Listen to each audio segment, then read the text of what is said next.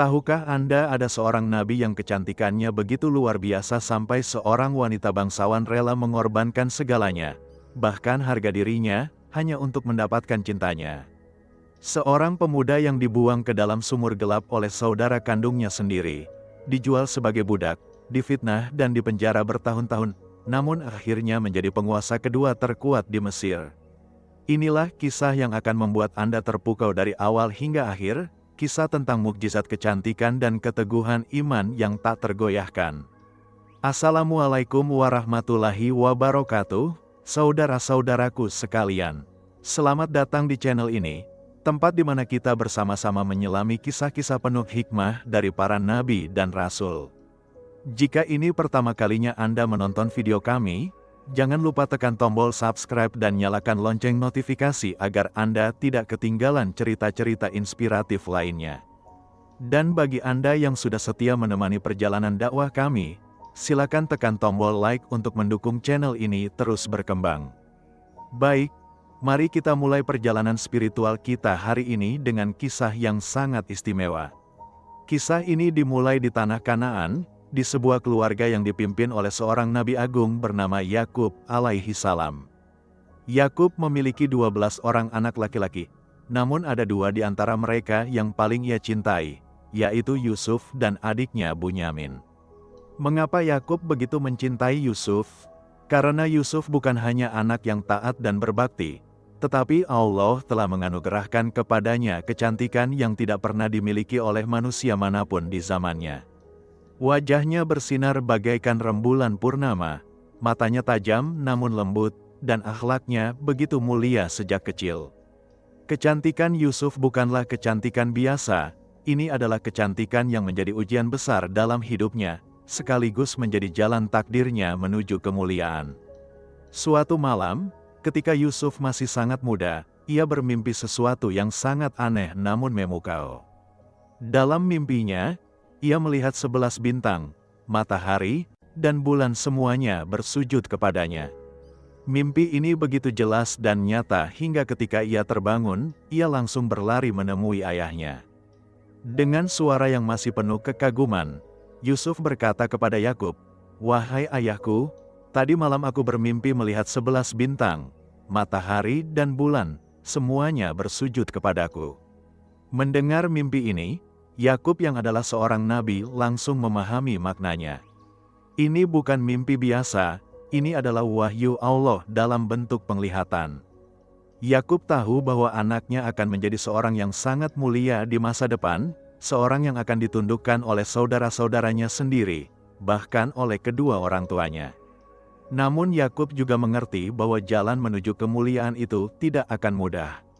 Dengan penuh kasih sayang dan kebijaksanaan, Yakub memeluk Yusuf dan berkata, "Wahai anakku, jangan kau ceritakan mimpimu ini kepada saudara-saudaramu, karena mereka akan menaruh dengki kepadamu dan akan merencanakan kejahatan terhadapmu. Sesungguhnya setan adalah musuh yang nyata bagi manusia." Peringatan ini bukan tanpa alasan, karena Yakub sudah merasakan adanya benih-benih iri hati di antara anak-anaknya yang lain. Mereka melihat bagaimana Yakub begitu mencintai Yusuf dan Bunyamin, dan di dalam hati mereka tumbuh perasaan tidak adil. Mereka berpikir, mengapa ayah kami lebih mencintai Yusuf padahal kami lebih banyak, lebih kuat, dan lebih mampu membantu ayah dalam pekerjaan sehari-hari. Rasa iri ini terus membesar hingga suatu hari, 10 saudara Yusuf yang lebih tua berkumpul untuk merencanakan sesuatu yang mengerikan. Mereka mulai berbisik-bisik satu sama lain, "Ayah kita benar-benar tersesat dalam kecintaannya kepada Yusuf dan Bunyamin. Ini tidak adil bagi kita semua." Salah satu dari mereka berkata, "Bunuh saja Yusuf atau buang dia ke tempat yang sangat jauh. Dengan begitu perhatian ayah akan tertuju kepada kita." Namun ada satu di antara mereka yang masih memiliki sedikit nurani. Ia berkata, "Jangan bunuh Yusuf. Lebih baik kita buang saja dia ke dalam sumur yang dalam, nanti mungkin ada kafilah dagang yang lewat dan mengambilnya. Dengan cara ini kita tidak perlu membunuhnya dengan tangan kita sendiri." Akhirnya mereka semua sepakat dengan rencana jahat ini. Keesokan harinya, dengan wajah yang dibuat semanis mungkin, mereka mendatangi Yakub dan berkata, "Wahai ayah kami, mengapa engkau tidak mempercayai kami terhadap Yusuf? Kami adalah saudara-saudaranya sendiri, kami pasti akan menjaganya dengan baik. Biarkanlah Yusuf pergi bersama kami besok untuk bermain-main dan berkeliling. Kami berjanji akan menjaganya baik-baik." Yakub yang mendengar permintaan ini langsung merasa was-was. Hatinya mengatakan ada yang tidak beres dengan permintaan ini. Ia menjawab, "Sesungguhnya aku khawatir kalian membawanya pergi. Aku takut ia akan dimakan serigala sementara kalian lengah dan tidak memperhatikannya." Mendengar jawaban ini, mereka semua tertawa dan berkata, "Ayah, kami berenam atau berlima bisa dimakan serigala sementara Yusuf sendirian. Itu tidak mungkin terjadi. Kami adalah kelompok yang kuat, tidak ada serigala yang berani mendekat."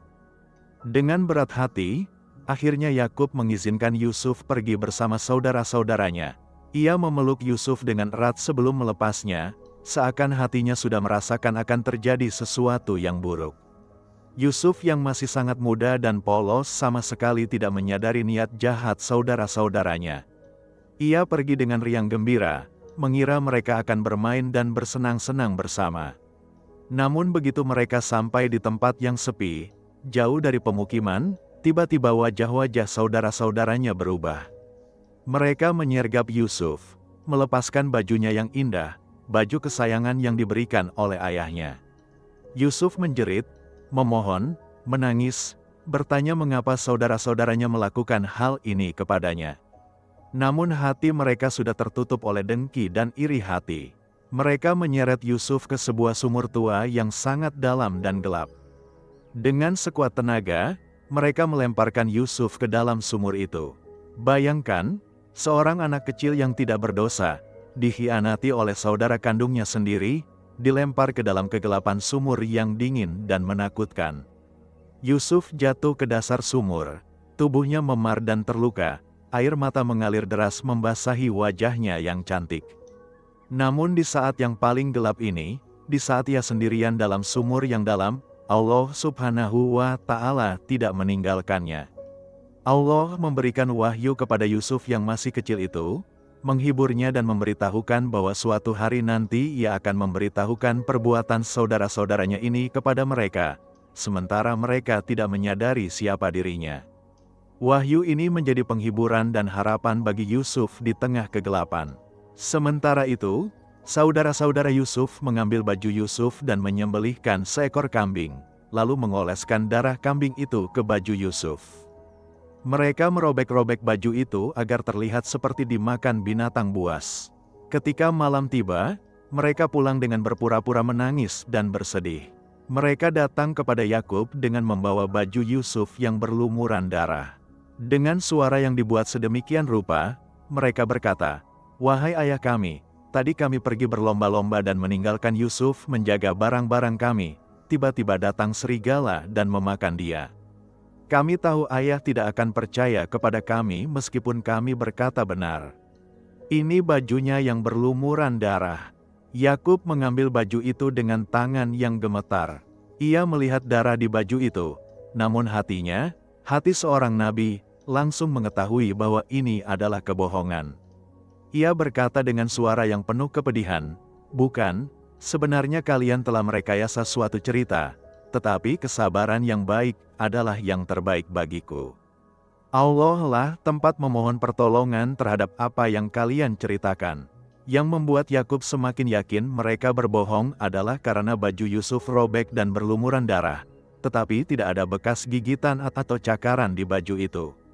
Serigala mana yang bisa memakan seseorang tetapi bajunya tetap utuh tanpa sobek bekas cakarannya? Namun Yakub memilih untuk bersabar. Ia tidak menuduh anak-anaknya secara langsung, tetapi ia menangis hingga matanya memutih karena kesedihan yang mendalam. Sejak hari itu, Yakub selalu menangis dan berdoa, memohon kepada Allah agar suatu hari nanti ia bisa bertemu kembali dengan anaknya yang tercinta. Kembali ke dalam sumur, Yusuf menghabiskan malam yang panjang dan menakutkan. Ia kedinginan, kelaparan, ketakutan, namun imannya kepada Allah tetap kuat.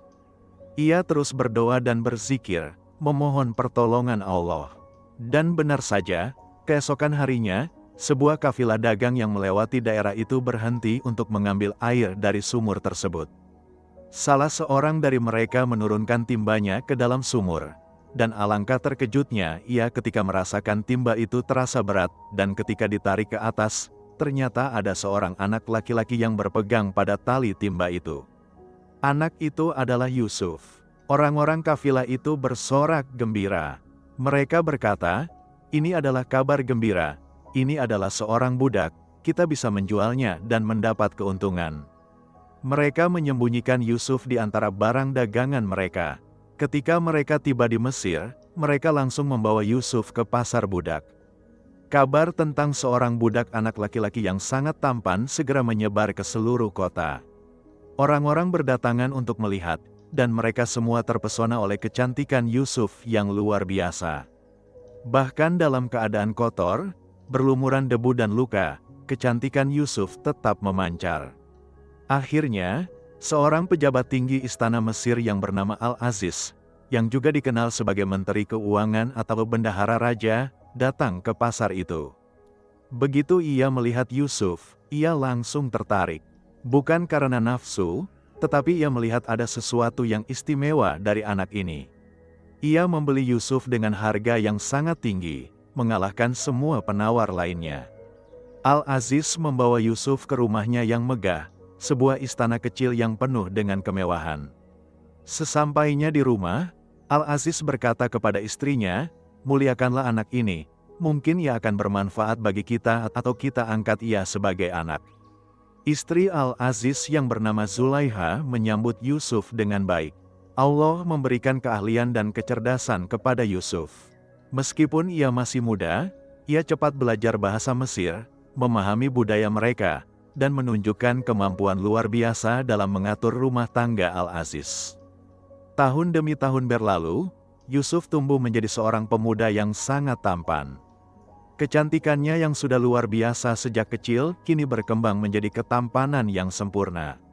Setiap orang yang melihatnya akan terpesona.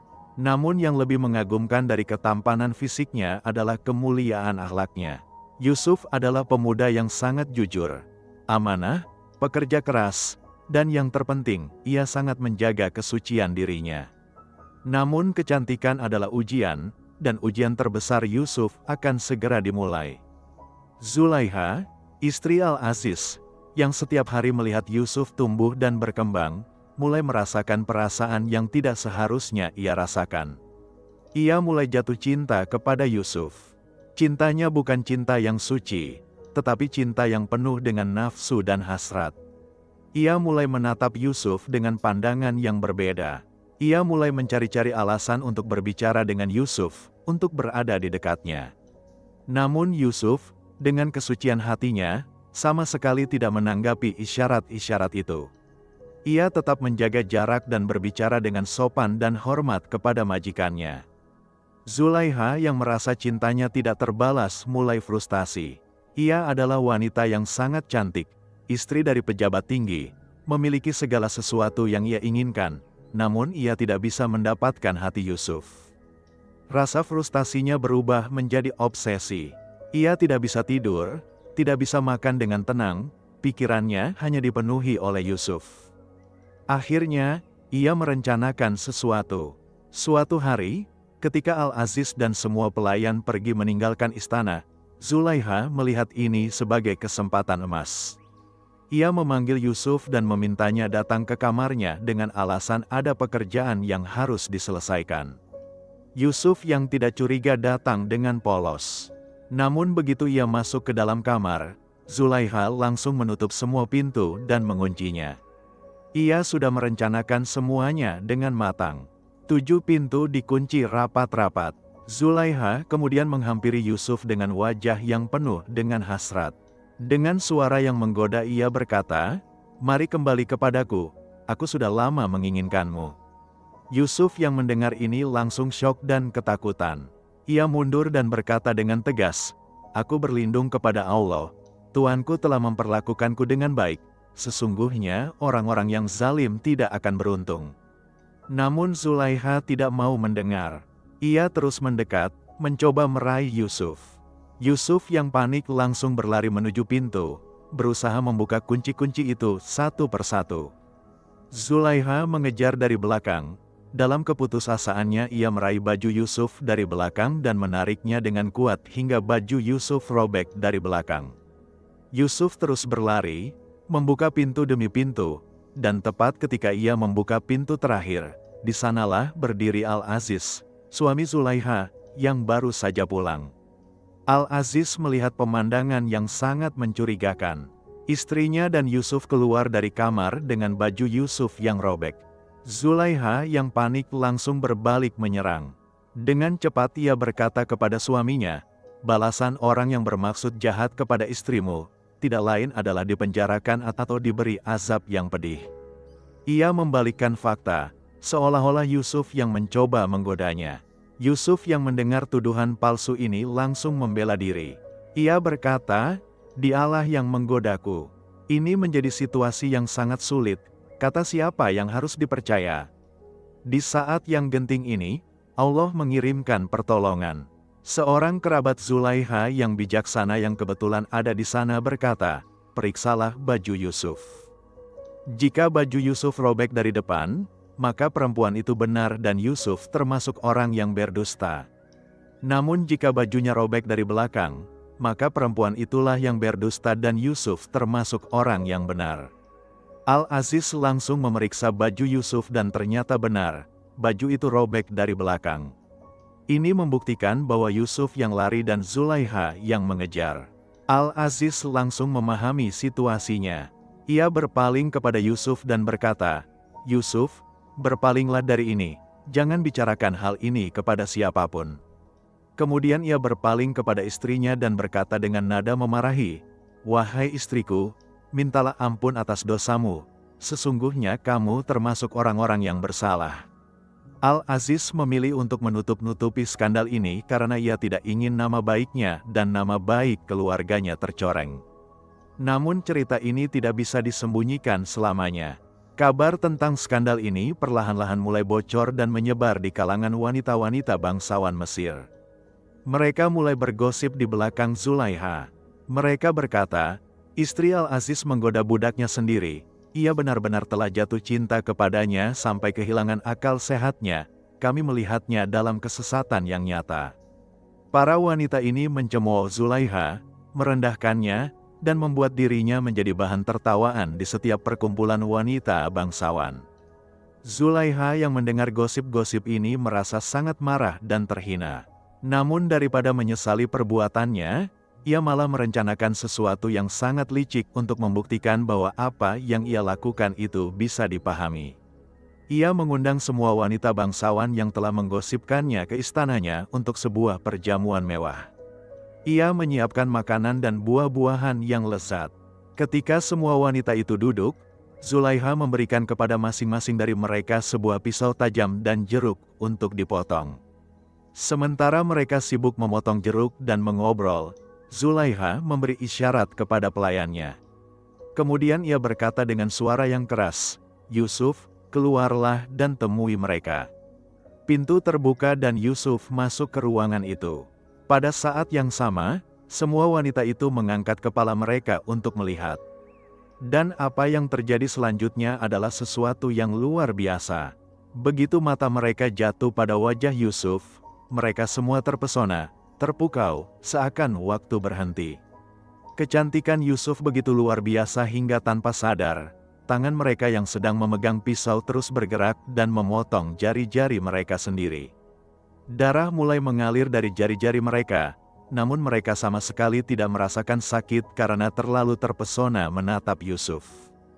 Mereka berkata dengan tidak sadar, "Maha sempurna Allah, ini bukanlah manusia biasa. Ini tidak lain hanyalah malaikat yang mulia." Zulaiha yang melihat reaksi mereka langsung berkata dengan nada kemenangan, "Itulah dia yang kalian cela aku karenanya.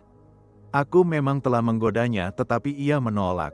Dan jika ia tidak melakukan apa yang aku perintahkan, ia pasti akan dipenjarakan dan ia akan menjadi orang yang hina." Pernyataan Zulaiha ini sangat berani dan tidak tahu malu. Ia secara terbuka mengakui perbuatannya dan bahkan mengancam akan memenjarakan Yusuf jika ia tidak mau menuruti keinginannya. Para wanita bangsawan itu yang tadinya mencemooh Zulaiha kini malah memahaminya. Mereka berkata, "Kami tidak bisa menyalahkanmu. Siapa yang bisa menahan diri melihat kecantikan seperti itu?" Situasi menjadi semakin berbahaya bagi Yusuf. Sekarang bukan hanya Zulaiha yang menginginkannya, tetapi semua wanita bangsawan Mesir juga mulai terobsesi kepadanya. Mereka mulai mengirim pesan, memberi isyarat, mencoba menarik perhatian Yusuf.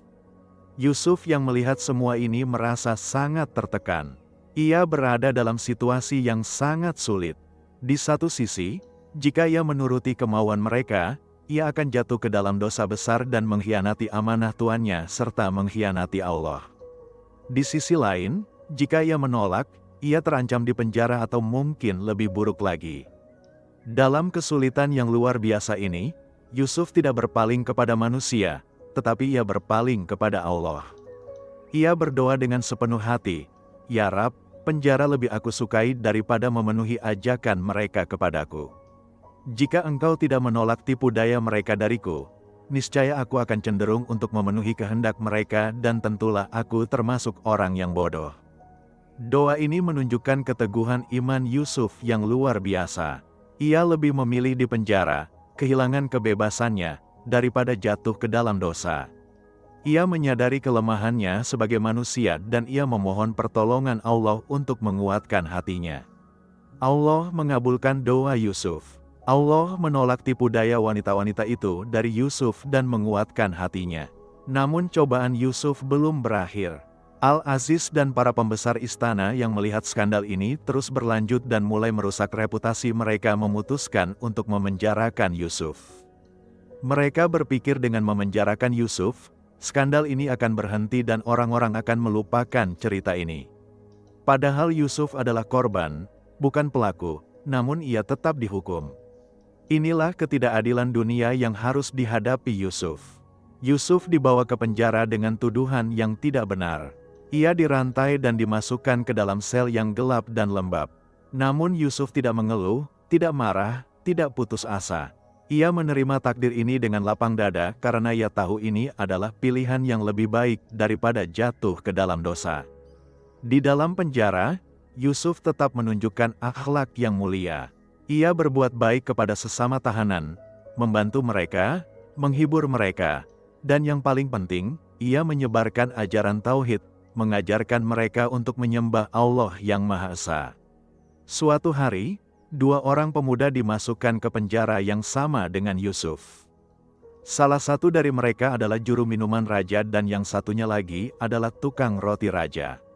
Mereka berdua telah melakukan kesalahan dan dihukum penjara. Yusuf memperlakukan mereka dengan baik, berbagi makanan, berbicara dengan ramah, sehingga mereka berdua merasa nyaman dengan Yusuf. Suatu malam, kedua pemuda itu bermimpi. Masing-masing dari mereka bermimpi sesuatu yang aneh dan mereka merasa mimpi itu memiliki makna khusus. Keesokan harinya, mereka mendatangi Yusuf dan berkata, "Kami bermimpi semalam dan kami merasa mimpi itu penting. Bisakah kau menafsirkan mimpi kami?" Yusuf menjawab dengan penuh keyakinan, "Sebelum aku tafsirkan mimpi kalian, aku ingin kalian tahu bahwa aku menyembah Allah yang Maha Esa, pencipta langit dan bumi. Aku tidak menyembah berhala-berhala seperti yang kalian sembah." Setelah memberikan nasihat tentang tauhid, Yusuf berkata, "Sekarang ceritakanlah mimpi kalian." Juru minuman berkata, "Aku bermimpi memeras anggur menjadi minuman untuk raja." Yusuf menjawab, "Kamu akan dibebaskan dari penjara dan dikembalikan ke posisimu semula. Kamu akan kembali memberi minuman kepada raja." Kemudian tukang roti bercerita, "Aku bermimpi membawa roti di atas kepalaku dan burung-burung datang memakannya." Yusuf dengan sedih menjawab, "Kamu akan disalib dan burung-burung akan memakan kepalamu." Tafsir mimpi Yusuf ini benar-benar terjadi. 3 hari kemudian, pada hari ulang tahun raja, raja mengampuni juru minuman dan mengembalikannya ke posisinya. Namun tukang roti disalib dan dieksekusi persis seperti yang dikatakan Yusuf. Sebelum juru minuman dibebaskan, Yusuf berkata kepadanya, "Ingatlah aku ketika kamu kembali kepada tuanmu, ceritakanlah kasihku kepadanya agar aku bisa keluar dari penjara ini." Namun begitu juru minuman itu bebas dan kembali ke istana, ia melupakan Yusuf. Ia tenggelam dalam kesibukan pekerjaannya dan sama sekali tidak ingat untuk menyebutkan Yusuf kepada raja. Karena itu, Yusuf harus tinggal di penjara beberapa tahun lagi. Namun Allah memiliki rencana yang jauh lebih besar untuk Yusuf. Beberapa tahun kemudian, Raja Mesir mendapat mimpi yang sangat aneh dan mengganggu pikirannya. Ia bermimpi melihat 7 ekor sapi gemuk dimakan oleh 7 ekor sapi kurus, dan 7 tangkai gandum yang hijau serta 7 tangkai lainnya yang kering. Raja bangun dalam keadaan bingung dan gelisah. Ia memanggil semua ahli penafsir mimpi, para pendeta, dan orang bijak di kerajaan untuk menafsirkan mimpinya. Namun tidak ada seorang pun yang bisa memberikan tafsir yang memuaskan. Mereka semua berkata, "Ini hanya mimpi yang kacau, tidak ada artinya." Di tengah kebingungan ini, tiba-tiba juru minuman raja teringat akan Yusuf. Ia berkata kepada raja, "Aku ingat seseorang yang bisa menafsirkan mimpimu. Di penjara ada seorang pemuda yang sangat cerdas yang dulu pernah menafsirkan mimpiku dengan benar. Izinkanlah aku pergi ke penjara untuk menanyakan kepadanya." Raja segera memberi izin. Juru minuman langsung pergi ke penjara dan menemui Yusuf. Ia menceritakan mimpi raja dengan detail. Yusuf mendengarkan dengan seksama. Kemudian dengan penuh keyakinan ia berkata, "Tafsir mimpi itu adalah ini, 7 ekor sapi gemuk dan 7 tangkai gandum yang hijau melambangkan 7 tahun kemakmuran dan panen yang berlimpah. Namun 7 ekor sapi kurus dan 7 tangkai gandum yang kering melambangkan 7 tahun kelaparan dan kekeringan yang akan datang setelahnya. Pada 7 tahun pertama, tanam dan panenlah seperti biasa, namun sisakan sebagian besar hasil panen di tangkainya sebagai cadangan. Makanlah hanya sedikit saja yang cukup untuk kebutuhan. Kemudian akan datang 7 tahun yang sangat sulit di mana kalian akan memakan apa yang telah kalian simpan, kecuali sedikit yang kalian sisakan untuk benih. Setelah itu akan datang tahun di mana manusia akan diberi hujan dan mereka akan memeras anggur dan minyak kembali." Juru minuman terpesona dengan penjelasan yang sangat detail dan masuk akal ini. Ia segera kembali ke istana dan menyampaikan tafsir mimpi itu kepada raja. Raja yang mendengar tafsir ini langsung merasa ini adalah jawaban yang ia cari. Ia berkata, "Bawalah orang itu kepadaku." Utusan raja segera pergi ke penjara untuk menjemput Yusuf. Namun ketika utusan itu datang dan mengabarkan bahwa raja memanggil Yusuf, apa yang dilakukan Yusuf? Kebanyakan orang yang sudah bertahun-tahun di penjara akan langsung melompat kegirangan dan berlari keluar. Namun bukan Yusuf. Yusuf berkata kepada utusan itu, "Kembalilah kepada tuanmu dan tanyakan kepadanya, bagaimana dengan wanita-wanita yang melukai tangan mereka? Sesungguhnya Tuhanku Maha mengetahui tipu daya mereka." Pernyataan Yusuf ini luar biasa. Ia menolak untuk keluar dari penjara sampai namanya dibersihkan, sampai kebenaran terungkap. Ia tidak mau keluar sebagai orang yang diampuni karena belas kasihan raja, tetapi ia ingin keluar sebagai orang yang tidak bersalah. Ini menunjukkan harga diri dan kehormatan Yusuf yang sangat tinggi. Utusan itu kembali dan menyampaikan permintaan Yusuf kepada raja. Raja yang penasaran dengan permintaan yang tidak biasa ini segera memanggil semua wanita yang terlibat dalam skandal itu, termasuk Zulaiha. Raja bertanya kepada mereka semua, "Apa yang kalian cari ketika kalian menggoda Yusuf?" Wanita-wanita itu yang sudah tidak bisa lagi menyembunyikan kebenaran menjawab dengan jujur, "Maha sempurna Allah, kami tidak mengetahui sesuatu keburukan darinya." Kemudian Zulaiha yang sudah tidak tahan lagi dengan beban kebohongan yang ia pikul selama bertahun-tahun akhirnya mengaku. Ia berkata dengan suara yang penuh penyesalan, "Sekarang kebenaran telah nyata. Akulah yang menggodanya dan sesungguhnya ia termasuk orang-orang yang benar." Ini adalah pengakuan yang sangat penting. Setelah bertahun-tahun difitnah, akhirnya kebenaran terungkap dan nama Yusuf dibersihkan. Setelah mendengar pengakuan ini, Raja segera memerintahkan agar Yusuf dibebaskan dan dibawa ke hadapannya. Yusuf keluar dari penjara bukan sebagai tahanan yang dibebaskan, tetapi sebagai orang yang tidak bersalah yang telah dizalimi. Ketika Yusuf tiba di istana dan berdiri di hadapan raja, raja terpesona bukan hanya dengan ketampanan Yusuf, tetapi lebih dari itu, dengan kebijaksanaan dan akhlaknya yang mulia. Raja berbicara langsung dengan Yusuf, mendengar pendapat dan ide-idenya tentang bagaimana mengelola krisis pangan yang akan datang. Yusuf menjelaskan dengan sangat cerdas dan detail tentang strategi penyimpanan dan distribusi makanan. Raja sangat terkesan. Ia berkata kepada Yusuf, "Sesungguhnya engkau pada hari ini menjadi orang yang berkedudukan tinggi lagi dipercaya di sisi kami." Ini adalah tawaran untuk menjadi pejabat tinggi di kerajaan. Namun Yusuf tidak berhenti sampai di situ. Dengan keberanian yang luar biasa, ia berkata kepada raja, "Jadikanlah aku bendaharawan negara. Sesungguhnya aku adalah orang yang pandai menjaga dan berpengetahuan." Yusuf tidak malu untuk menunjukkan kemampuannya dan meminta posisi yang sangat penting. Ini bukan kesombongan, tetapi ini adalah keyakinan dan kepercayaan diri yang datang dari Allah. Raja yang melihat kualitas kepemimpinan dan kejujuran Yusuf langsung mengabulkan permintaannya. Yusuf diangkat menjadi bendaharawan negara, Menteri Keuangan Mesir, orang kedua terpenting setelah raja. Dengan demikian, Yusuf yang dulu adalah seorang budak, seorang tahanan yang tidak bersalah, kini menjadi penguasa yang sangat berkuasa. Ini adalah puncak dari mimpinya ketika ia masih kecil, di mana 11 bintang, matahari, dan bulan bersujud kepadanya. Mimpi itu mulai menjadi kenyataan. Yusuf segera mulai bekerja dengan sangat serius. Ia mengatur sistem penyimpanan hasil panen dengan sangat efisien. Selama 7 tahun masa kemakmuran, Yusuf memastikan bahwa sebagian besar hasil panen disimpan dengan baik di gudang-gudang yang ia bangun. Ia mengajarkan rakyat untuk hidup sederhana dan tidak boros meskipun panen berlimpah. Rakyat Mesir awalnya tidak mengerti mengapa mereka harus berhemat ketika panen begitu melimpah, namun karena kebijaksanaan Yusuf dalam menjelaskan dan kepemimpinannya yang adil, mereka mengikuti arahannya. Benar saja, setelah 7 tahun berlalu, musim kemarau panjang dimulai. Hujan berhenti turun, sungai-sungai mulai mengering, tanaman tidak bisa tumbuh, dan kelaparan mulai melanda. Namun Mesir tidak panik karena mereka memiliki persediaan makanan yang cukup berkat perencanaan Yusuf. Bahkan ketika negara-negara lain mulai kelaparan, Mesir masih memiliki makanan yang berlimpah. Orang-orang dari berbagai negara mulai berdatangan ke Mesir untuk membeli makanan. Yusuf membuka gudang-gudang makanan dan menjualnya dengan harga yang adil.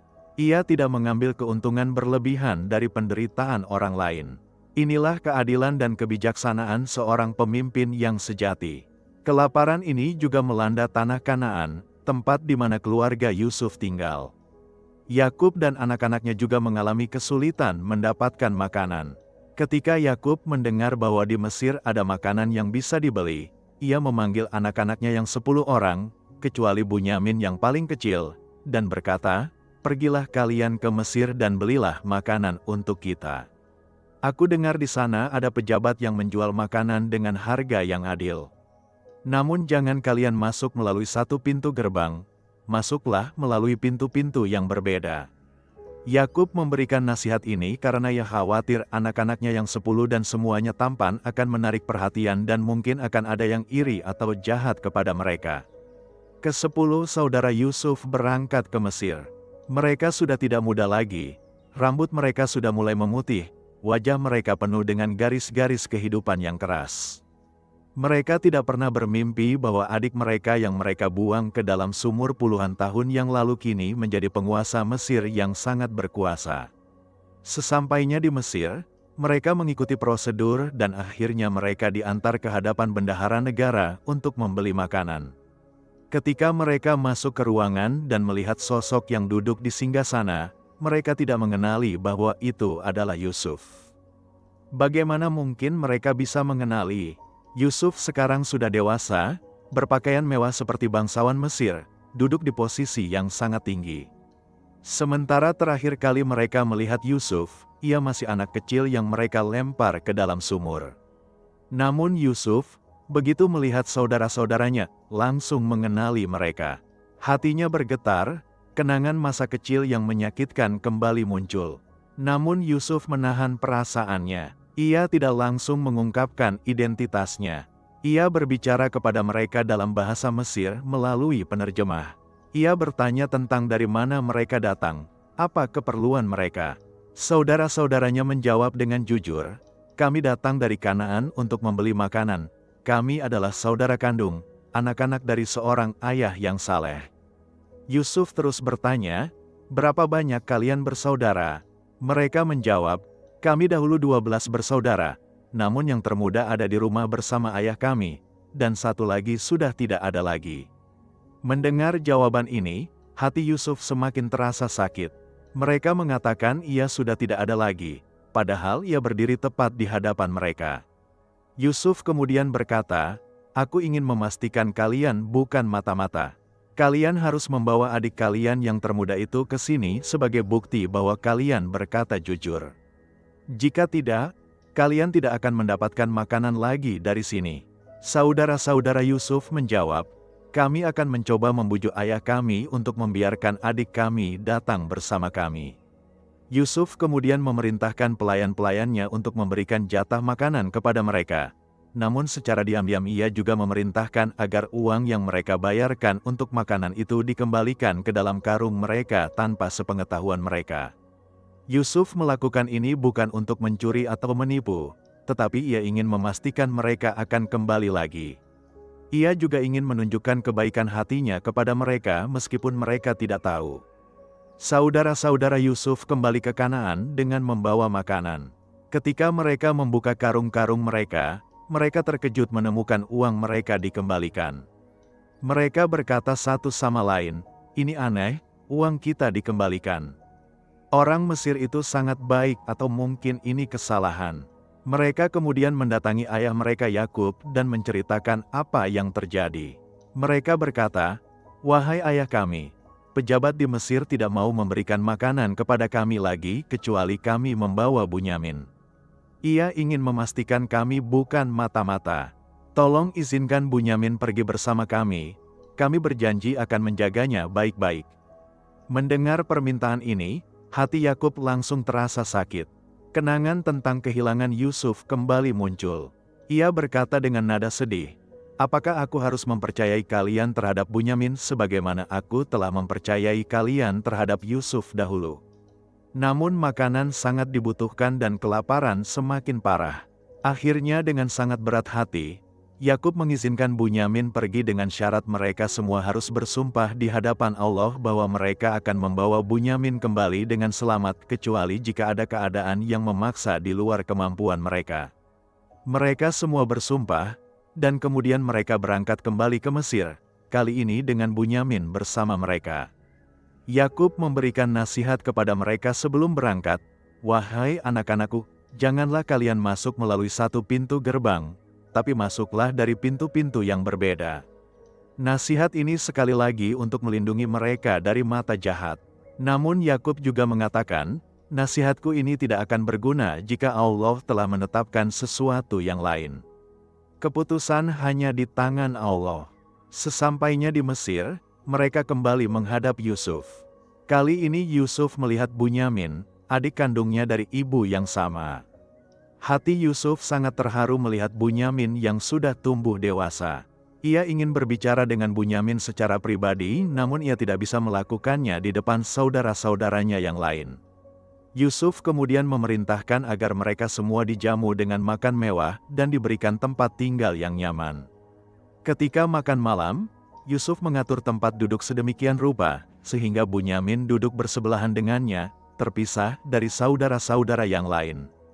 Yusuf berbisik pelan kepada Bunyamin dalam bahasa yang tidak dimengerti oleh yang lain, "Apakah kau tahu siapa aku?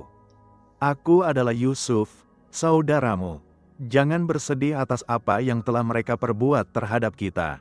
Bunyamin terkejut dan hampir menangis, namun Yusuf memberi isyarat agar ia diam dan tidak menunjukkan reaksi apapun. Yusuf kemudian merencanakan sesuatu. Ia ingin menahan Bunyamin bersamanya, namun ia tidak bisa melakukannya dengan cara yang sembarangan. Ia harus menggunakan hukum yang berlaku. Keesokan harinya, ketika saudara-saudaranya mempersiapkan diri untuk pulang, Yusuf memerintahkan pelayan-pelayannya untuk memasukkan piala minum raja, sebuah piala emas yang sangat berharga, ke dalam karung Bunyamin tanpa sepengetahuan siapapun. Setelah mereka berangkat dan sudah agak jauh dari kota, tiba-tiba penjaga-penjaga istana mengejar mereka dan berteriak, "Berhenti, kalian adalah pencuri." Saudara-saudara Yusuf sangat terkejut dan marah. Mereka berkata, "Kami tidak datang ke sini untuk membuat kerusakan di negeri ini dan kami bukan pencuri."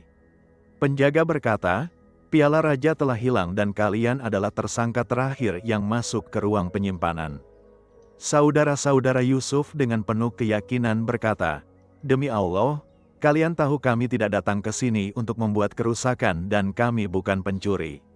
Penjaga berkata, "Lalu apa hukumannya jika ternyata kalian berbohong?" Mereka menjawab dengan percaya diri karena yakin tidak ada yang mencuri. Barang siapa yang piala itu ditemukan dalam karungnya, maka dia sendirilah hukumannya, yaitu dia menjadi budak. Demikianlah hukum kami terhadap orang yang berbuat zalim.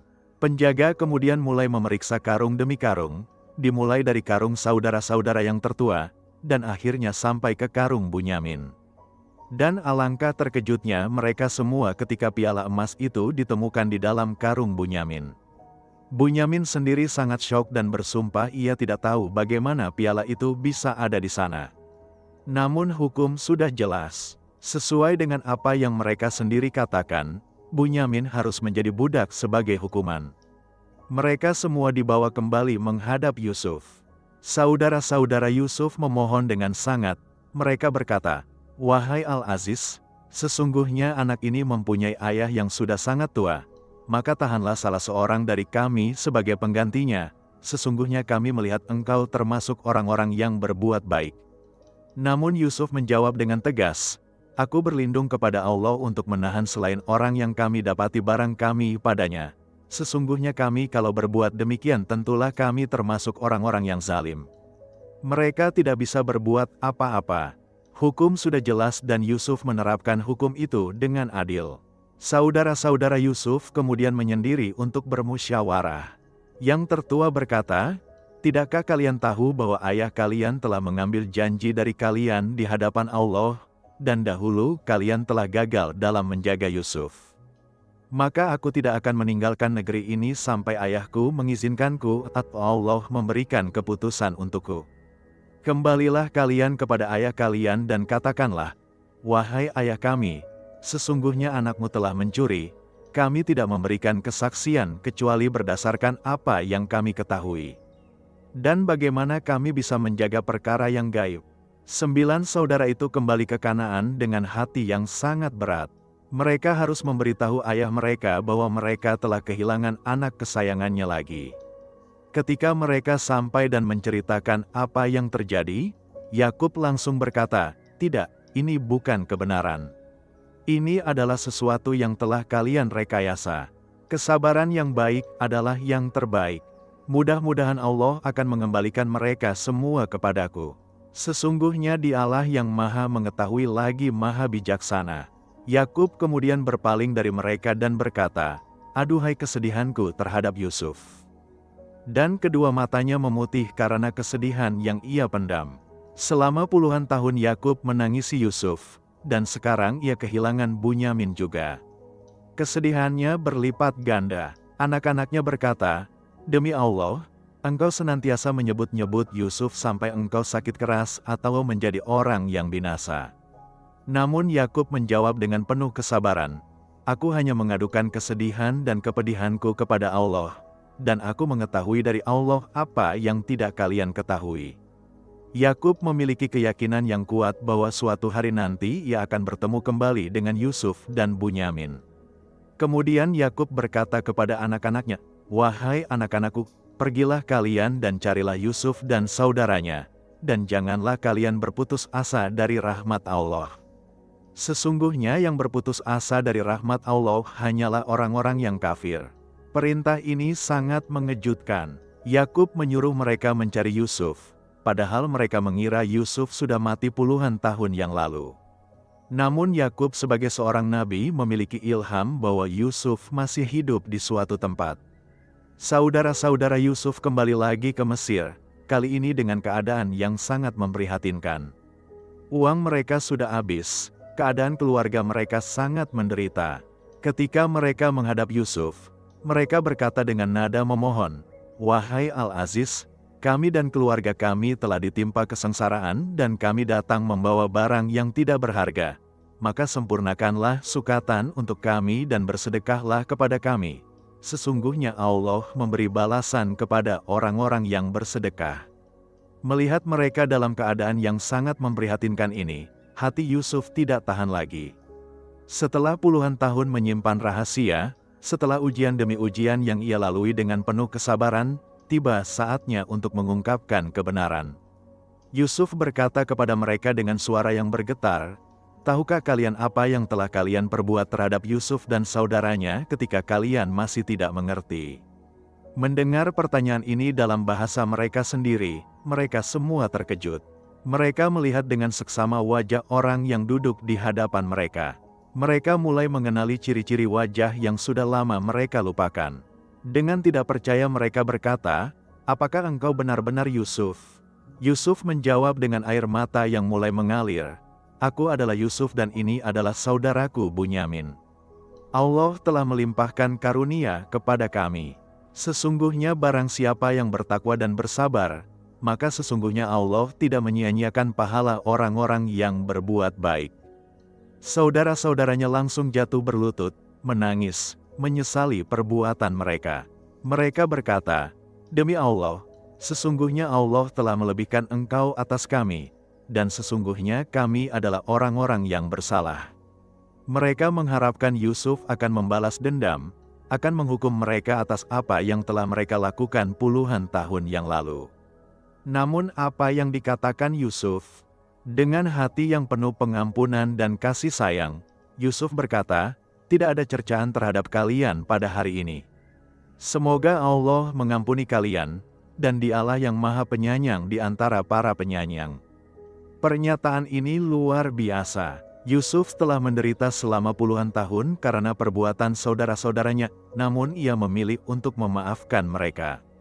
Ini adalah akhlak seorang nabi, akhlak yang diajarkan oleh Allah. Yusuf kemudian berkata, "Bawalah baju gamisku ini, lalu sampaikanlah ke wajah ayahku, nanti ia akan dapat melihat kembali, dan bawalah keluargamu semuanya kepadaku." Yusuf memberikan baju gamisnya yang memiliki aroma khas dan berkah khusus untuk menyembuhkan kebutaan ayahnya. Saudara-saudaranya segera kembali ke Kanaan dengan penuh kegembiraan. Sementara itu, di Kanaan, Yakub tiba-tiba berkata kepada orang-orang di sekitarnya, "Sesungguhnya aku mencium bau Yusuf, sekiranya kalian tidak menuduhku lemah akal." Orang-orang berkata, "Demi Allah, sesungguhnya engkau masih dalam kesesatanmu yang dahulu." Mereka mengira Yakub sudah pikun karena terlalu banyak menyebut-nyebut Yusuf. Namun tidak lama kemudian, datanglah pembawa kabar gembira dengan membawa baju Yusuf. Ia meletakkan baju itu di wajah Yakub, dan dengan izin Allah, penglihatan Yakub kembali pulih. Matanya yang telah memutih karena kesedihan, kini kembali bisa melihat dengan jelas. Yakub berkata kepada anak-anaknya, "Bukankah aku katakan kepadamu bahwa aku mengetahui dari Allah apa yang tidak kalian ketahui?" Anak-anaknya yang merasa sangat menyesal berkata, "Wahai ayah kami, mohonkanlah ampun bagi kami terhadap dosa-dosa kami. Sesungguhnya kami adalah orang-orang yang bersalah." Yakub menjawab, "Kelak aku akan memohonkan ampun bagi kalian kepada Tuhanku. Sesungguhnya Dialah yang Maha Pengampun lagi Maha Penyayang." Kemudian seluruh keluarga Yakub, yang berjumlah 70 orang lebih, melakukan perjalanan panjang menuju Mesir. Ketika mereka tiba di istana Yusuf, Yusuf turun dari singgasananya dan menyambut ayahnya dengan penuh kasih sayang. Ia memeluk Yakub dengan erat, menangis di pelukan ayahnya yang sangat ia rindukan. Yusuf kemudian membawa orang tuanya naik ke atas singgasana bersamanya sebagai tanda penghormatan yang sangat tinggi. Dan di saat itu, sesuatu yang luar biasa terjadi. 11 saudaranya, ayahnya, dan ibunya semuanya bersujud kepada Yusuf sebagai tanda penghormatan, bukan penyembahan.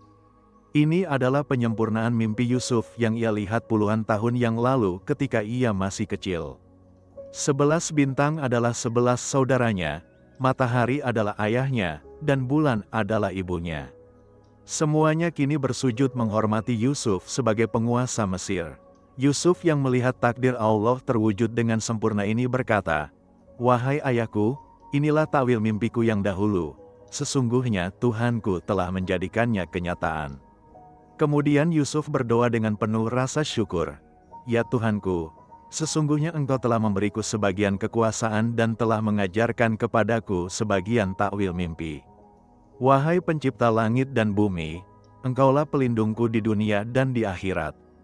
Wafatkanlah aku dalam keadaan muslim dan gabungkanlah aku dengan orang-orang yang saleh." Doa ini menunjukkan kerendahan hati Yusuf meskipun ia sudah mencapai puncak kejayaan. Ia tidak lupa kepada Allah yang telah memberikan semua ini kepadanya.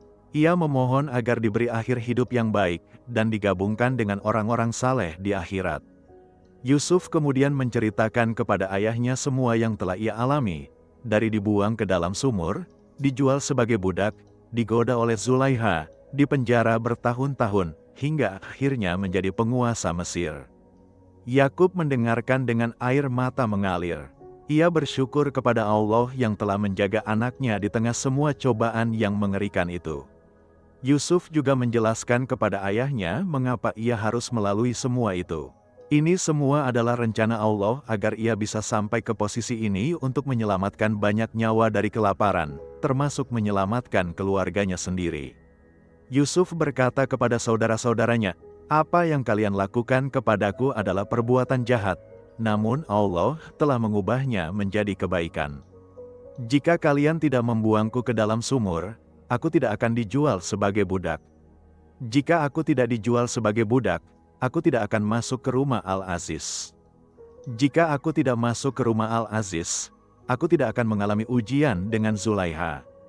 Jika aku tidak mengalami ujian itu, aku tidak akan dipenjara. Jika aku tidak dipenjara, aku tidak akan bertemu dengan juru minuman raja. Jika aku tidak bertemu dengannya, aku tidak akan dipanggil untuk menafsirkan mimpi raja. Dan jika itu semua tidak terjadi, aku tidak akan pernah bisa mencapai posisi ini dan tidak akan bisa menyelamatkan kalian semua dari kelaparan." Inilah hikmah Allah yang sangat mendalam. Kadang-kadang kita melihat sesuatu sebagai musibah, padahal itu adalah jalan menuju kebaikan yang lebih besar. Keluarga Yusuf kemudian tinggal di Mesir dengan damai dan sejahtera. Yusuf terus menjadi pemimpin yang adil dan bijaksana.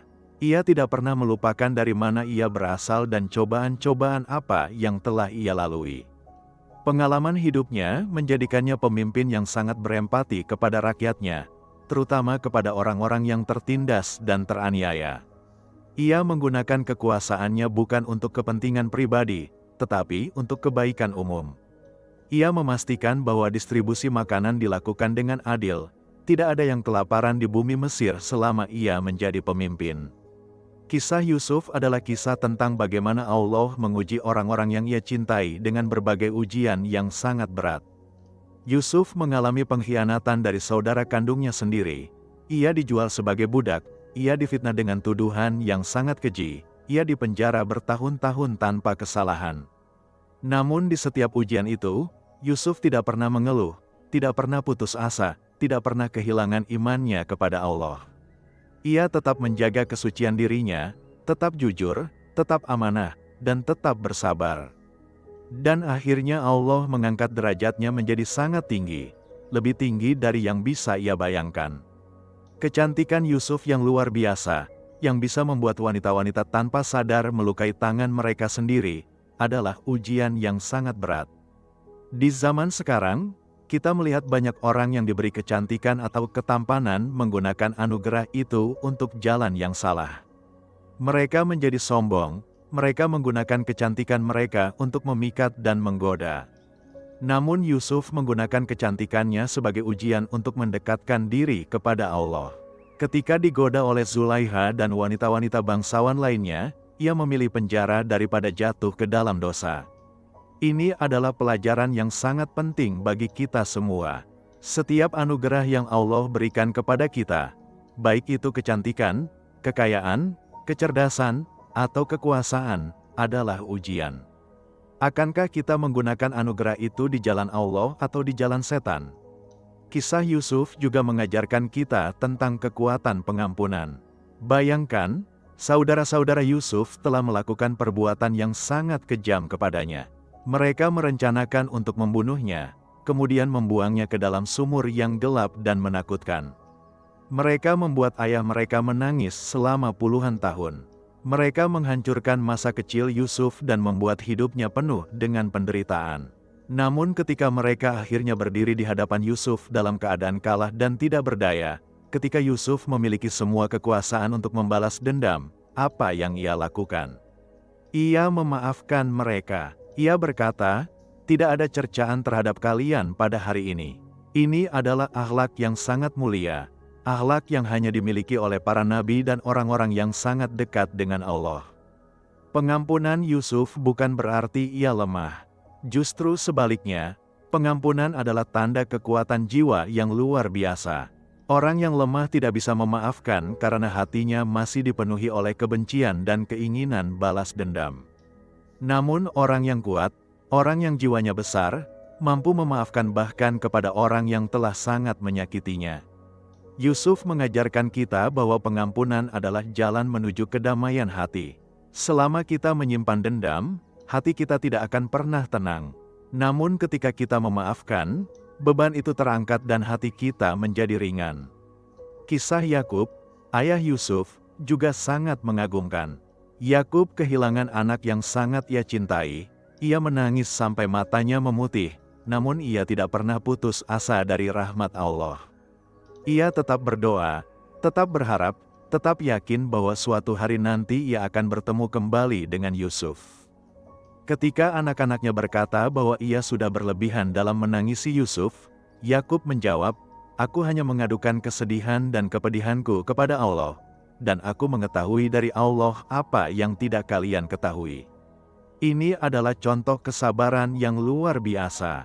Yakub tidak mengeluh kepada manusia. Ia tidak menceritakan penderitaannya ke sana kemari mencari simpati. Ia mengadu hanya kepada Allah, karena ia tahu hanya Allah yang bisa memberikan pertolongan sejati. Kesabaran Yakub akhirnya dibalas dengan kegembiraan yang sangat besar ketika ia bertemu kembali dengan Yusuf. Allah tidak pernah menyia-nyiakan kesabaran hamba-Nya. Kadang-kadang Allah menunda jawaban doa kita bukan karena ia tidak mendengar, tetapi karena ia sedang mempersiapkan sesuatu yang jauh lebih baik untuk kita. Yakub harus menunggu puluhan tahun, namun ketika pertemuan itu terjadi, kebahagiaannya berlipat ganda karena ia tidak hanya bertemu dengan Yusuf, tetapi juga melihat anaknya menjadi penguasa yang sangat mulia. Kisah ini juga mengajarkan kita tentang bahaya iri hati dan dengki. Saudara-saudara Yusuf yang awalnya hanya merasa sedikit iri karena ayah mereka lebih mencintai Yusuf, membiarkan perasaan itu tumbuh hingga akhirnya mendorong mereka untuk melakukan perbuatan yang sangat kejam. Iri hati adalah penyakit yang sangat berbahaya. Ia dimulai dari hal kecil, dari perasaan tidak adil, kemudian tumbuh menjadi kebencian, dan akhirnya bisa mendorong seseorang untuk melakukan kejahatan. Nabi Muhammad SAW memperingatkan kita bahwa iri hati memakan kebaikan sebagaimana api memakan kayu bakar. Oleh karena itu kita harus selalu berhati-hati dan membersihkan hati kita dari penyakit ini. Namun kisah ini juga menunjukkan bahwa tidak ada yang terlambat untuk bertobat. Saudara-saudara Yusuf telah melakukan dosa yang sangat besar, namun mereka menyesali perbuatan mereka dan memohon ampun. Dan Yusuf memaafkan mereka, dan yang lebih penting, Allah memaafkan mereka. Ini memberikan harapan bagi kita semua bahwa tidak peduli seberat apapun dosa yang telah kita lakukan, selama kita masih hidup, pintu taubat masih terbuka. Allah Maha Pengampun dan Maha Penerima Taubat. Yang penting adalah kita benar-benar menyesali perbuatan kita, berjanji untuk tidak mengulanginya lagi, dan berusaha memperbaiki diri. Kisah Yusuf juga menunjukkan pentingnya menjaga kehormatan dan kesucian diri. Di zaman sekarang, di mana pergaulan bebas semakin marak, di mana godaan untuk berbuat maksiat ada di mana-mana. Kisah Yusuf memberikan teladan yang sangat jelas. Yusuf digoda oleh wanita yang sangat cantik, dalam situasi yang sangat sempurna untuk berbuat maksiat. Tidak ada yang melihat, pintu-pintu sudah dikunci, dan wanita itu sendiri yang mengajak. Namun Yusuf menolak dengan tegas. Ia lebih memilih dipenjara daripada jatuh ke dalam dosa.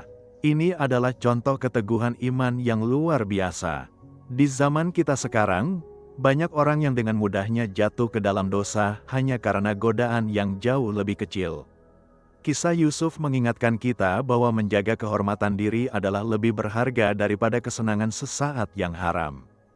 Perjalanan hidup Yusuf dari dasar sumur yang gelap hingga singgasana kerajaan yang megah adalah bukti bahwa Allah selalu bersama orang-orang yang sabar dan bertakwa. Tidak peduli seberapa gelap situasi yang kita hadapi saat ini, tidak peduli seberapa berat cobaan yang kita alami, selama kita tetap berpegang pada Allah, tetap menjaga iman kita, tetap berbuat baik dan jujur, Allah pasti akan membuka jalan keluar dan memberikan kehidupan yang lebih baik. Yusuf mengajarkan kita untuk tidak pernah putus asa, untuk tetap optimis, untuk tetap berusaha, dan yang paling penting, untuk tetap berdoa dan bertawakal kepada Allah. Mukjizat kecantikan Yusuf bukan hanya tentang tampilan fisik yang sempurna. Kecantikan sejati Yusuf adalah kecantikan akhlaknya, kecantikan jiwanya, kecantikan imannya. Wajahnya yang tampan adalah pantulan dari keindahan batinnya yang suci. Inilah yang membuat orang-orang tidak hanya terpesona dengan penampilannya, tetapi juga menghormatinya, mempercayainya, dan akhirnya mengikutinya. Di zaman sekarang, banyak orang yang hanya fokus pada kecantikan lahiriah, menghabiskan waktu dan uang untuk mempercantik penampilan luar, namun melupakan untuk mempercantik hati dan jiwa. Kisah Yusuf mengajarkan kita bahwa kecantikan sejati adalah kecantikan yang datang dari dalam, dari akhlak yang mulia, dari iman yang kuat. Keteguhan iman Yusuf diuji berkali-kali dan di setiap ujian ia lulus dengan gemilang. Ketika dibuang oleh saudara-saudaranya, ia tidak marah kepada Allah tetapi tetap berdoa dan berharap. Ketika dijual sebagai budak, ia tidak kehilangan harga diri tetapi bekerja dengan jujur dan amanah. Ketika digoda untuk berbuat maksiat, ia memilih menjaga kesucian dirinya meskipun harus dipenjara. Ketika dipenjara bertahun-tahun tanpa kesalahan, ia tidak mengeluh tetapi menggunakan waktu itu untuk menyebarkan dakwah dan membantu orang lain. Dan ketika akhirnya diberi kekuasaan, ia tidak sombong tetapi tetap rendah hati dan menggunakan kekuasaannya untuk kebaikan. Inilah contoh keteguhan iman yang seharusnya kita teladani.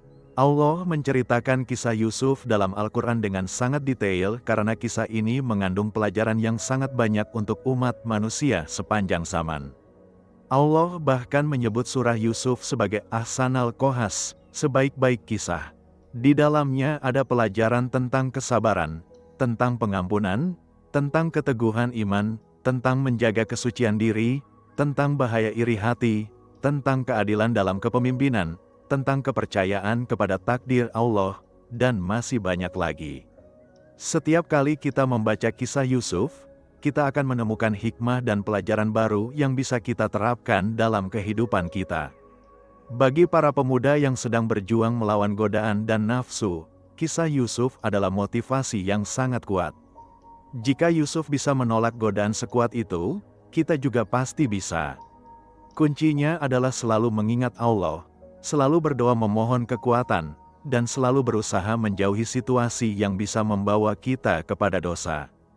Bagi para pemimpin, kisah Yusuf mengajarkan tentang bagaimana menggunakan kekuasaan dengan adil dan bijaksana, bagaimana memprioritaskan kepentingan rakyat di atas kepentingan pribadi. Bagi orang-orang yang sedang menghadapi kesulitan dan cobaan, kisah Yusuf memberikan harapan bahwa setelah kesulitan pasti ada kemudahan, bahwa Allah tidak akan membebani seseorang melebihi kemampuannya. Bagi orang-orang yang memiliki dendam dan kebencian di hati mereka, kisah pengampunan Yusuf mengajarkan bahwa memaafkan adalah jalan menuju kedamaian hati. Selama kita menyimpan dendam, kita sendiri yang akan menderita karena hati kita tidak akan pernah tenang. Namun ketika kita memaafkan, kita membebaskan diri kita sendiri dari belenggu kebencian itu. Bagi para orang tua, kisah Yakub mengajarkan tentang bagaimana mencintai anak-anak dengan adil, bagaimana mendidik mereka dengan kasih sayang namun tetap tegas, dan bagaimana bersabar ketika menghadapi musibah yang menimpa anak-anak kita. Ketika kita merenungkan kisah Yusuf secara keseluruhan, kita melihat sebuah pola yang sangat jelas. Allah tidak langsung membawa Yusuf dari sumur ke singgasana. Ada proses yang sangat panjang, ada pembelajaran yang harus dilalui, ada ujian yang harus dihadapi. Yusuf harus belajar tentang kehidupan sebagai budak agar ia memahami penderitaan orang-orang yang tertindas. Ia harus mengalami fitnah dan ketidakadilan agar ia bisa menjadi pemimpin yang adil. Ia harus dipenjara bertahun-tahun agar ia belajar tentang kesabaran dan keteguhan. Semua cobaan itu bukan untuk menghancurkannya, tetapi untuk membentuknya menjadi pemimpin yang luar biasa. Inilah pelajaran penting untuk kita semua. Ketika kita menghadapi cobaan, jangan langsung mengeluh atau putus asa. Cobalah untuk melihat hikmah di balik cobaan itu. Apa yang Allah ingin ajarkan kepada kita? Apa kekuatan atau kemampuan apa yang Allah ingin kembangkan dalam diri kita? Kadang-kadang Allah menutup satu pintu bukan untuk menyakiti kita, tetapi untuk membuka pintu yang jauh lebih besar dan lebih baik di masa depan. Kadang-kadang Allah menunda jawaban doa kita bukan karena Ia tidak peduli, tetapi karena Ia sedang mempersiapkan sesuatu yang jauh lebih sempurna untuk kita. Kisah Yusuf juga mengajarkan kita tentang pentingnya husnuzan, berprasangka baik kepada Allah. Yakub tidak pernah berhenti berdoa dan berharap meskipun sudah puluhan tahun berlalu tanpa ada kabar dari Yusuf. Ia tetap yakin bahwa Allah mendengar doanya dan akan mengabulkannya pada waktu yang tepat. Yusuf tidak pernah putus asa meskipun ia berada di penjara bertahun-tahun tanpa kesalahan. Ia tetap yakin bahwa Allah memiliki rencana yang baik untuknya. Inilah husnuzan yang seharusnya kita miliki. Kita harus selalu berprasangka baik kepada Allah, yakin bahwa apapun yang terjadi dalam hidup kita, Allah sedang mengatur yang terbaik untuk kita. Dalam kehidupan kita sehari-hari, kita mungkin tidak akan mengalami cobaan se-ekstrim yang dialami Yusuf. Namun prinsip-prinsip yang sama tetap berlaku. Ketika kita dikhianati oleh teman, ketika kita kehilangan pekerjaan, ketika kita menghadapi fitnah atau tuduhan yang tidak benar, ketika kita merasa sendirian dan tidak ada yang memahami kita, ingatlah kisah Yusuf. Ingatlah bagaimana ia tetap teguh dalam imannya, bagaimana ia tidak pernah putus asa, bagaimana ia tetap berbuat baik meskipun diperlakukan dengan buruk. Dan ingatlah bahwa akhirnya Allah mengangkat derajatnya menjadi sangat tinggi. Mukjizat dalam kisah Yusuf bukan hanya mukjizat kecantikan fisik, tetapi lebih dari itu, mukjizat bagaimana Allah mengubah setiap cobaan menjadi tangga menuju kejayaan. Mukjizat bagaimana sumur yang gelap menjadi jalan menuju istana yang megah. Mukjizat bagaimana penjara yang sempit menjadi gerbang menuju kekuasaan yang luas. Mukjizat bagaimana pengkhianatan saudara menjadi sebab reunifikasi keluarga yang lebih kuat. Mukjizat bagaimana kesabaran dan keteguhan iman mengalahkan segala rintangan. Inilah mukjizat sejati yang harus kita imani dan kita teladani. Saudara-saudaraku, kisah Nabi Yusuf alaihi salam adalah kisah yang akan terus relevan sepanjang zaman. Di dalamnya ada pelajaran untuk semua orang, di semua situasi, di semua kondisi. Kisah ini mengajarkan kita bahwa tidak peduli seberapa berat cobaan yang kita hadapi, selama kita tetap berpegang pada Allah, tetap menjaga iman dan akhlak kita, Allah pasti akan memberikan jalan keluar dan kehidupan yang lebih baik. Kisah ini mengajarkan kita bahwa kecantikan sejati bukan hanya tentang penampilan luar, tetapi tentang keindahan jiwa dan akhlak. Kisah ini mengajarkan kita tentang kekuatan pengampunan, tentang pentingnya kesabaran, tentang bahaya iri hati dan dengki, dan tentang bagaimana menjadi pemimpin yang adil dan bijaksana. Mari kita renungkan kisah ini dalam-dalam dan mari kita terapkan pelajaran-pelajarannya dalam kehidupan kita sehari-hari. Ketika kita digoda untuk berbuat maksiat, ingatlah Yusuf yang memilih penjara daripada dosa. Ketika kita ingin membalas dendam kepada orang yang telah menyakiti kita, Ingatlah Yusuf yang memaafkan saudara-saudaranya yang telah sangat menzaliminya. Ketika kita merasa putus asa karena cobaan yang berat, ingatlah Yusuf yang tetap sabar dan akhirnya diberi kemuliaan yang sangat besar. Ketika kita diberi kekuasaan atau kekayaan, ingatlah Yusuf yang menggunakan kekuasaannya untuk kebaikan bukan untuk kesombongan. Semoga kisah Nabi Yusuf alaihi salam ini menjadi inspirasi dan motivasi bagi kita semua untuk menjadi manusia yang lebih baik, untuk menjaga iman dan akhlak kita dalam segala situasi, untuk tetap sabar dalam menghadapi cobaan, untuk selalu berbuat baik meskipun orang lain berbuat buruk kepada kita, dan untuk selalu berprasangka baik kepada Allah dalam setiap takdir yang kita terima.